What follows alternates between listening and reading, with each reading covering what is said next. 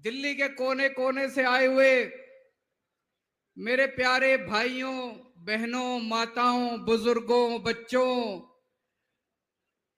आप सब लोगों को मेरा नमस्कार, सबको मेरा प्रणाम। मैं देख रहा हूं जहां तक नजर जा रही है पीछे कम से कम 1 लाख लोगों के यहां पे 1 लाख लोग मौजूद हैं।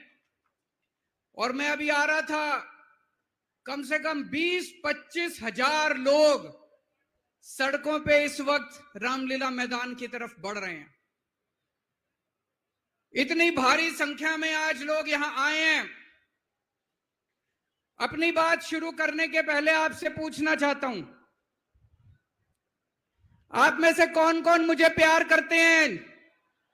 जरा हाथ खड़े करके बताओ कौन कौन प्यार करता है। आपका बहुत बहुत शुक्रिया इस प्यार, इस मोहब्बत के लिए। लेकिन अब जो लोग मेरे से प्यार करते हैं, सबसे पहले एक बात आपसे मांगना चाहता हूं। जैसे भी सौरभ भारद्वाज जी ने कहा, सब लोग अपने अपने मोबाइल फोन निकाल लो। अभी हम देख रहे हैं यहां पे कम से कम 40-50 वीडियो कैमरा, टीवी वालों के कैमरा मौजूद हैं। अब इस मैदान में 1 लाख कैमरे चालू हो जाएंगे, 1 लाख कैमरे।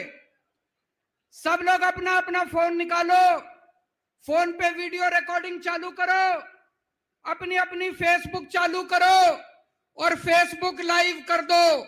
इस रामलीला मैदान से अब एक साथ 1 लाख टीवी कैमरे लाइव चालू होंगे। 1 लाख टीवी कैमरे लाइव चालू होंगे। मैं सबसे पहले कपिल सिब्बल साहब का बहुत बहुत शुक्रिया अदा करता हूं। हमारे इनविटेशन पे आज वो आए। कई साल के बाद आज हम लोग रामलीला मैदान में इकट्ठे हुए हैं।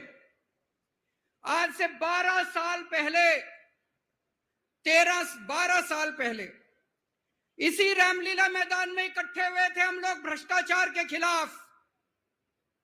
इस मंच को मैं नमन करता हूं, यह बहुत पवित्र मंच है।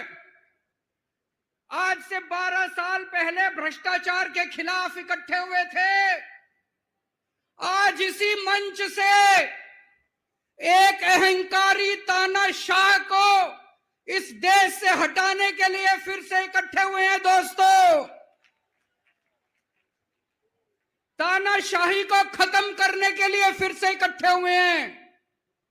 और जैसे उस वक्त भ्रष्टाचार के खिलाफ आंदोलन हमारा सफल हुआ था, आज इसी मंच से जो आंदोलन शुरू हो रहा है, हमारे देश के अंदर जो तानाशाही लाई जा रही है उसे खत्म करने का जो आंदोलन शुरू हो रहा है, जनतंत्र को खत्म करने का जो आंदोलन शुरू हो रहा है, संविधान को बचाने का जो आंदोलन आज शुरू हो रहा है, बहुत जल्दी इस आंदोलन को भी सफलता मिलेगी। सुप्रीम कोर्ट ने दिल्ली के लोगों के हक में फैसला दिया। 8 साल तक दिल्ली के लोगों ने लड़ाई लड़ी सुप्रीम कोर्ट के अंदर। सुप्रीम कोर्ट में हमारे वकील अभिषेक मनु सिंघवी साहब ने दिल्ली के लोगों की तरफ से लड़ाई लड़ी।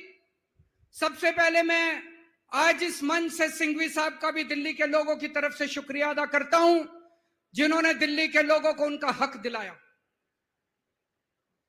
दोस्तों, 11 मई,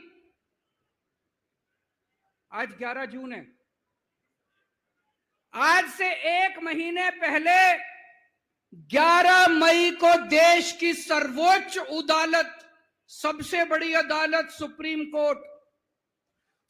कोर्ट की भी कॉन्स्टिट्यूशन बेंच, उसने आदेश पारित किया दिल्ली के लोगों के हक में। और उसके 8 दिन के बाद, 1 हफ्ते के बाद, 19 मई को देश के प्रधानमंत्री ने सुप्रीम कोर्ट के आदेश को खारिज कर दिया। दोस्तों, देश की सबसे बड़ी अदालत देश के सबसे बड़ी अदालत के फैसले को प्रधानमंत्री ने खारिज कर दिया। प्रधानमंत्री कहते हैं मैं सुप्रीम कोर्ट को नहीं मानता। देश के प्रधानमंत्री कहते हैं मैं सुप्रीम कोर्ट को नहीं मानता। 75 साल के भारत के इतिहास में पहली बार एक प्रधानमंत्री आया है जो कहता है मैं सुप्रीम कोर्ट को नहीं मानता। पूरे देश के लोग स्तब्ध हैं। पूरे देश के लोगों को यकीन नहीं हो रहा, इतना अहंकारी प्रधानमंत्री, प्रधानमंत्री को इतना अहंकार। प्रधानमंत्री कहता है मैं सुप्रीम कोर्ट को नहीं मानता। देश के गली गली में चर्चा हो रही है, घर घर में चर्चा हो रही है, ये मोदी जी को क्या हो गया, इतना अहंकार हो गया इनको, इतना अहंकार हो गया इनको। दोस्तों, देश के अंदर अब जनतंत्र खत्म हो रहा है, इसी को तानाशाही कहते हैं। जब देश का प्रधानमंत्री कहता है मैं सुप्रीम कोर्ट को नहीं मानता, इसी को तानाशाही कहते हैं, इसी को हिटलर शाही कहते हैं, जनतंत्र खत्म होना कहते हैं। मैं बताना चाहता हूं आखिर इस सुप्रीम कोर्ट के आदेश में ऐसा क्या है। सुप्रीम कोर्ट ने ऐसा क्या कह दिया कि प्रधानमंत्री जी कह रहे हैं कि मैं सुप्रीम कोर्ट के आदेश को नहीं मानता।